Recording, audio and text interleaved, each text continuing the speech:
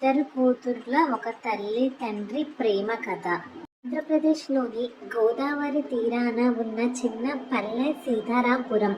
ఆ పల్లె చివరన ఓ మట్టి ఇల్లు, ముందు చిన్న ముంగిలి మధ్యలో తులసి కోట, పక్కన వేప చెట్టు. అదే ఇల్లు రామయ్య లక్ష్మమ్మ దంపతులది. రామయ్య ఒక సాధారణ రైతు.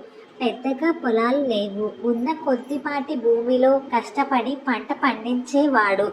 లక్ష్మి గృహిణి. ఉదయం నుంచి రాత్రి వరకు ఇంటి పనులు, పశువులు చూసుకోవడం, పిల్లల సంరక్షణ అన్నీ ఆమె బాధ్యతలే. వాళ్ళకి ఇద్దరు కూతుర్లు. పెద్దది అనురాధ, చిన్నది సౌమ్య. గ్రామంలో చాలా మంది కూతుర్లు మాత్రమేనా అని జాలిగా అడిగేవారు.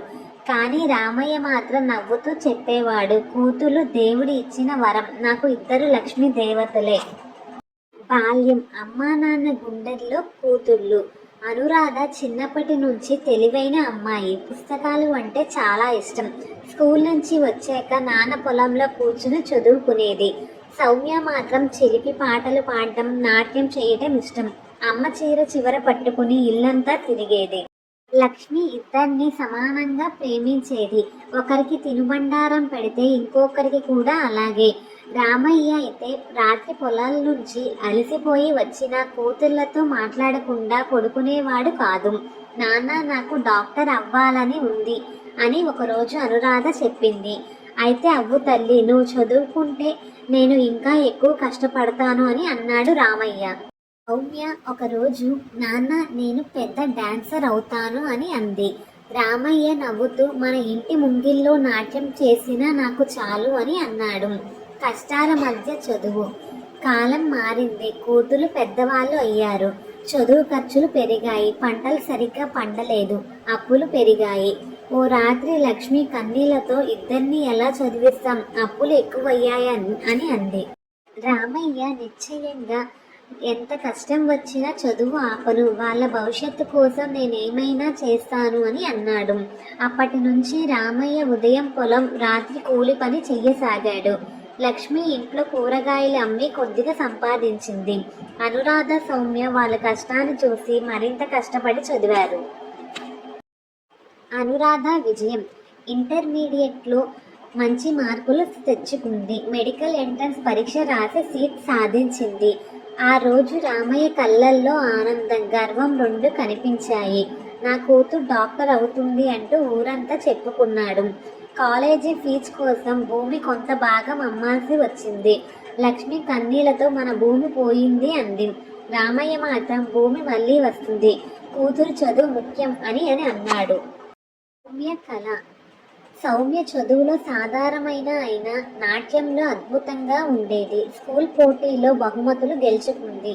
ఒకసారి జిల్లా స్థాయి పోటీల్లో మొదటి బహుమతి సాధించింది. అమ్మా నాన్న, నేను నాట్యం నేర్చుకోవడానికి సిటీకి వెళ్ళాలనుకుంటున్నా అని అంది. ఇది విన్న లక్ష్మి కొంచెం భయపడింది. కానీ రామయ్య మాత్రం, కూతురి కళని ఆపకూడదు, వెళ్ళు తల్లి అని అన్నాడు.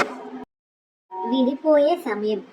అనురాధ మెడికల్ కాలేజీకి, సౌమ్య నాట్య శిక్షణకి సిటీకి వెళ్ళారు. ఇల్లు ఖాళీగా మారింది. లక్ష్మి రోజు తులసి మొక్క దగ్గర కూర్చుని ప్రార్థించేది. రామయ్య కూతుళ్ళ ఫోటోల్ని చూసుకుంటూ, మన పిల్లలు బాగుండాలి అని కోరుకునేవాడు. కాలం మారింది. తల్లిదండ్రుల వృద్ధాప్యం. సంవత్సరాలు గడిచాయి. అనురాధ డాక్టర్ అయ్యింది. సౌమ్య పేరు పొందిన నాట్య కళాకారిణిగా మారింది. కానీ ఈలోగా రామయ్య ఆరోగ్యం క్షీణించింది. లక్ష్మి కాలు నొప్పులతో నడవలేకపోయింది. ఒకరోజు రామయ్య సౌమ్యకి ఫోను చేసి, తల్లి, నాన్నకు ఆరోగ్యం బాగోలేదు అని అన్నాడు. అదే రోజు ఇద్దరు కూతుళ్ళు పల్లెకు వచ్చారు. కూతుళ్ళ ప్రేమ. అనురాధ నాన్నను ఆసుపత్రికి తీసుకెళ్ళింది. సౌమ్య ఇంటి పనులు చూసుకుంది. లక్ష్మి కన్నీళ్లతో, మేము మీకోసం ఎంత కష్టపడ్డాము, ఇప్పుడు మీరు మాకు అండగా ఉన్నారు అని అంది. అనురాధ, అమ్మ నాన్న, మీరు లేకపోతే మేము లేము అని అంది. ఎవరి సందేహం.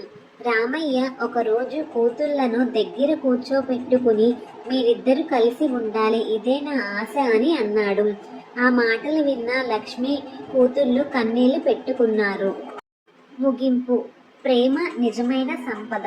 రామయ్య కొద్ది రోజులకి శాంతంగా కన్ను మూశాడు. లక్ష్మిని ఇద్దరు కూతుళ్ళు తమతో ఉంచుకున్నారు. గ్రామంలో వాళ్ళ ఇల్లు ఇంకా ఉంది. తులసి కోట, వేప చెట్టు అలాగే ఉన్నాయి. ఆ ఇల్లు ఒక విషయం చెబుతుంది. కూతుళ్ళ భారం కాదు, తల్లిదండ్రుల జీవితానికి వెలుగు. తల్లిదండ్రుల త్యాగానికి, కృతజ్ఞతకి నిజమైన సంపద.